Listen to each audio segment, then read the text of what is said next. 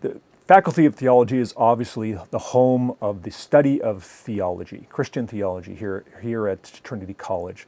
And in my mind, it's the most exciting intellectual enterprise that one can undertake. Now, of course, it's not just about the intellect. It involves our spiritual life, our emotions, our hopes and dreams. But the study of theology gathers all of that together into an intentional process of study, trying to understand the more elusive aspects of life, shall we say, meaning, purpose, our origins, how we should live together, what lifts people's spirits, hearts, and minds for the better, and what brings us hope and aspiration for not just ourselves, but our neighbors and all of God's creation.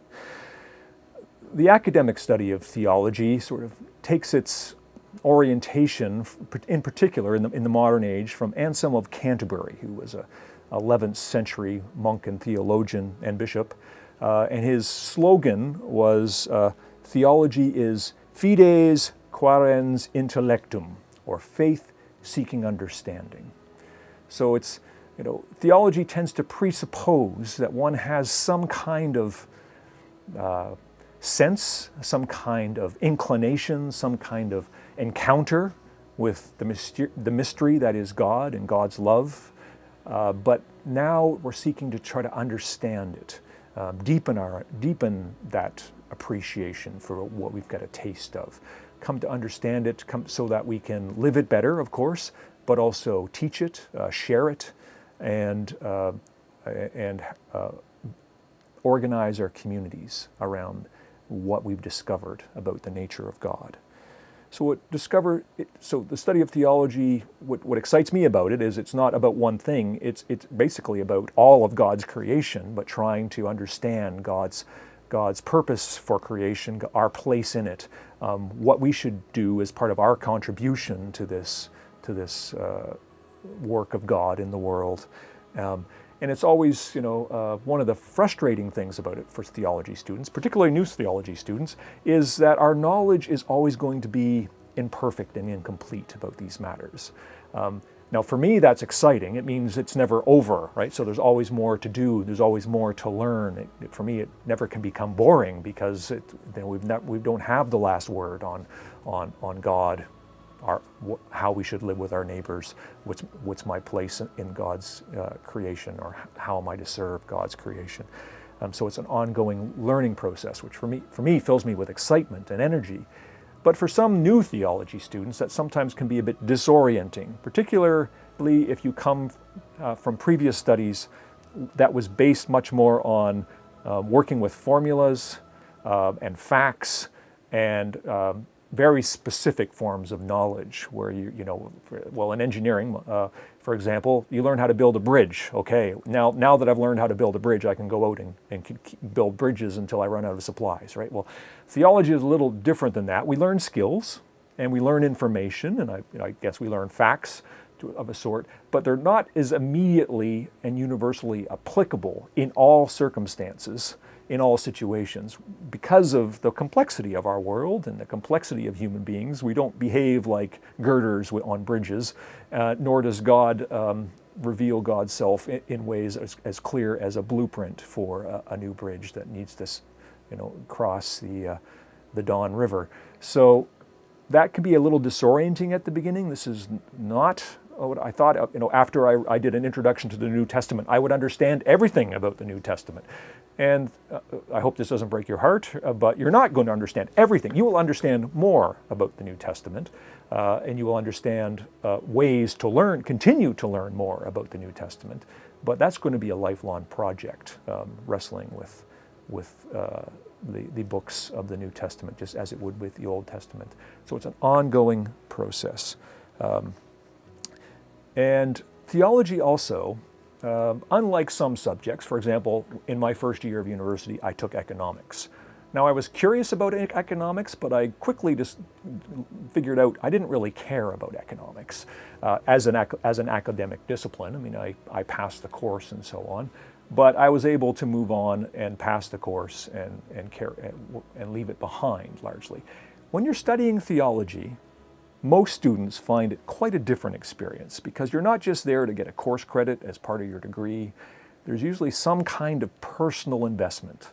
Something's brought you to study theology, something going on inside you in your life, in your sense of what your vocation is, what your hopes are for the future, or you're just wanting to figure some things out about your life and your place in the world. So there's a degree of personal investment in theology. And that's a wonderful thing. That, again, makes it so exciting for me and so meaningful and why I keep wanting to do more. But it can also be, makes the study of theology at times more difficult than studying economics. All right, I got bored in economics. It's the only class I ever fell asleep in. Now, mind you, it was at 8:30 in the morning, 3 days a week. But sometimes it can become disorienting because I thought I understood. I don't know what God was saying to me. Now that I'm learning more, I'm actually less certain, and that can be disorienting and confusing. And if that's something you experience in the coming academic year, know that this is a path every student of theology has had to walk at certain times, because sometimes growth and learning more about the mystery of God is disconcerting, as the figures in the Bible remind us over and over. I always think of Jacob wrestling with the angel. That was an important moment for him, a growing moment, and a very impactful moment. It changed his life and his witness forever. But at the time, I suspect he didn't enjoy it too much. So how do we get through these times in the study of theology, these difficult moments? Generally by leaning on each other. Obviously by prayer, by leaning on God, but also God sends us helpers in the form of our professors, your classmates, other students at the Toronto School of Theology, our chaplain, your parish priest or deacon, or just someone you respect in the church. Talk to them in these moments, or talk to as many of these people as you feel comfortable in to help you get through this time, because the study of theology is exciting, it's enriching, it's enlivening, but at times it's also moments of growth and change and transformation. Sometimes, in some moments, will not feel as wonderful as what I've just expressed.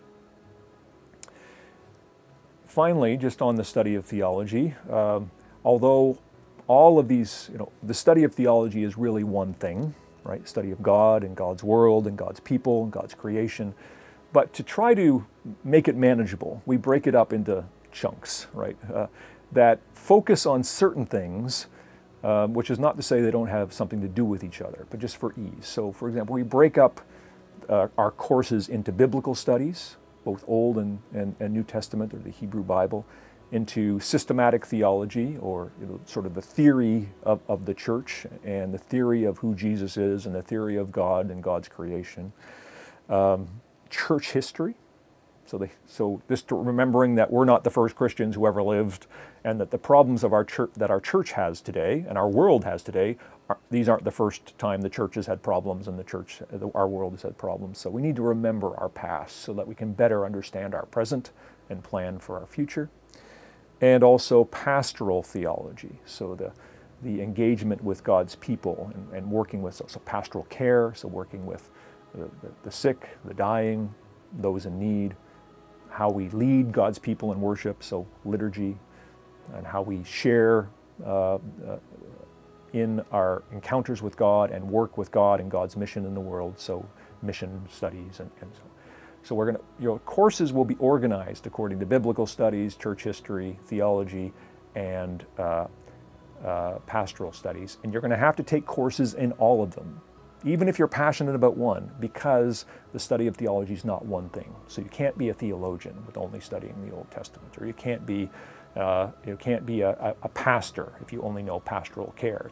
That might be your chief passion, your chief gift, which is fine. But to be a fully fledged theologian, you have to know something about, obviously, the Bible, the church's history, the church's teachings, and its thinking about the faith, and the skills and knowledge gleaned from pastoral theologians and the experience of church leaders throughout history, so to guide your own skills and learning in the pastoral field.